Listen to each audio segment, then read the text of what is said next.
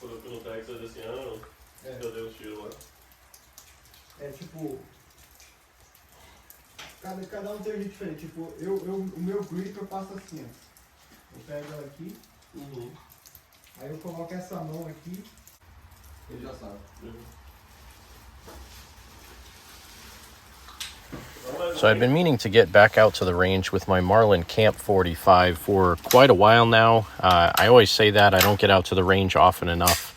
And the last time I'd taken this Camp 45 or the Model 45 out to the range, I had a lot of issues with it because I didn't realize when you take these guns apart and clean them, the feed ramp can actually flip down into a position that prevents you from putting a magazine into the gun.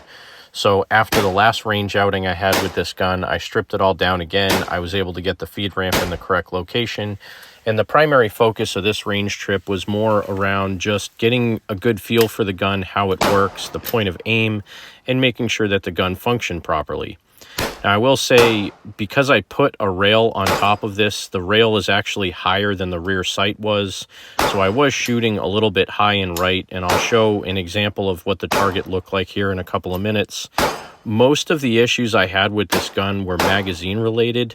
I had 4 metal form 10-round 1911 magazines, and those tended to work pretty well. Every once in a while, I would have the first round on top of the magazine that didn't seem to want to load into the chamber. But the one magazine that I did have a lot of problems with was a Chip McCormick railed power mag, which in my experience, those have actually been said to be some of the best magazines that were out there.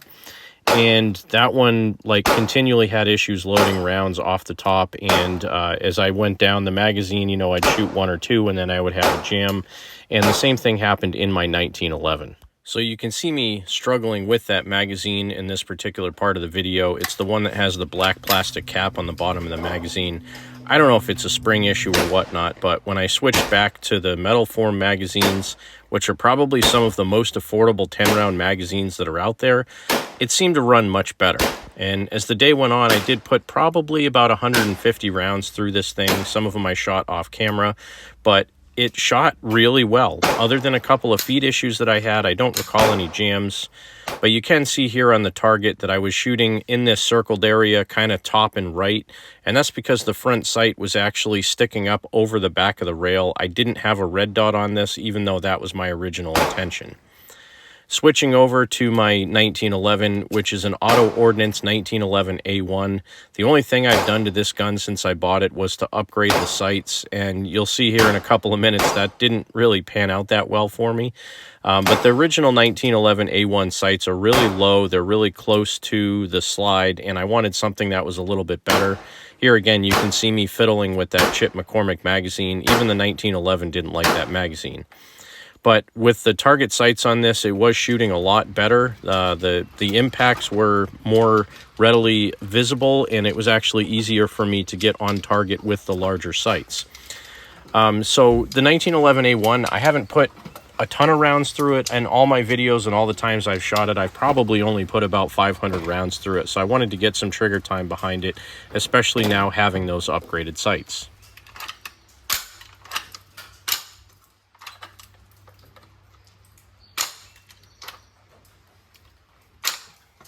The only other issue I had with the Marlin Camp 45 was that the bolt hold open stopped working.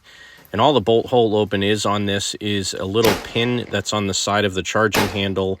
And when you slide the charging handle back, you push it into a hole in the receiver. And the charging handle's aluminum. I really just think that nub was wearing out and that it wasn't proud enough to actually stay in the hole. And I had seen this when I took the thing apart to clean it. I knew that was an issue, so apparently it's just wearing out and it's not going to work. But other than that, you know, a couple of hard loads here and there, again, mostly with that Chip McCormick mag. Other than that, the thing ran really well. It's a pleasant gun to shoot. It doesn't have too much recoil. I was only shooting it at 25 yards on this particular day just to get the feel for it and to make sure it cycled well. But at 25 yards, I mean, I had extremely good consistency, even though I was shooting to the high right of the target I was aiming at. And again, that's just due to the fact that I put a rail on it, getting it set up to shoot with a red dot, and I didn't put the red dot on it. It was kind of a weird day when I went to the range. I forgot to bring my keys to open my range cases, so I had to kind of like weasel the guns out of the cases and stuff. It was just, I was a little bit flustered when I got there, and I did forget my red dot at home.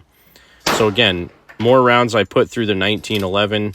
I was getting used to it, and if there's one thing you can say about a bad magazine, it helps you clear malfunctions. So over time, I was, you know, kind of messing around, clearing a lot of malfunctions, missed loads. I had a couple of stovepipes, and eventually I ended up giving up using that Chip McCormick magazine. Now, one thing that I wanted to make a note of here, those target sights that I had put on this, the front sight is supposed to be staked in, and I didn't stake it when I put it in. I used kind of an interference fit and some super glue, and as you watch me shoot here, you're going to see that that front sight is just about to fall out the end of the slide. So the next subsequent shot I took after this, the front sight completely exited the slide, and the rear sight had loosened up to the point that it was sliding back and forth in the dovetail. I was able to save the rear sight, but the front sight is nowhere to be found. So I'm going to have to take my slide to a gun shop and have them actually put a front sight on correctly. I didn't have a staking tool, so I did what I could. But back to the Marlin Camp 45. This thing has just been a pleasure to shoot. In my Camp 9 video, I talked about the reason that I wanted these rifles was largely because of Paul Harrell, but they shoot much like a Mini 14 and other stocked rifles in this time period, the 80s and the 90s. They're just really good guns to shoot. I have heard that Marlin may have made a 22 Magnum version of this gun as well, and I guess I'll keep my eye open for it, but the cost of these things they're really not something that I want to try to collect every model on. When I bought this Camp 45, it was $800. When I bought the Camp 9, it was $650. So they're not cheap guns to collect, and again, if I find a 22 Magnum, maybe I'll buy it, maybe I won't. But thanks again for watching another edition of Cranky Gun Reviews. Have a great day. God bless America. Make sure you support your 2A rights. Get out there and shoot. And you remember, if someone asks you to give up some of your freedom for the greater good, remind them that freedom is always the greater good. And I apologize that this video didn't have more action, but again, mostly what I was trying to do this day was just to function check this gun, make sure it works properly. I do want to do some comparisons shooting soft targets or cans full of soup or something like that with the 1911 versus the Camp 45, so you can see a power difference between the two.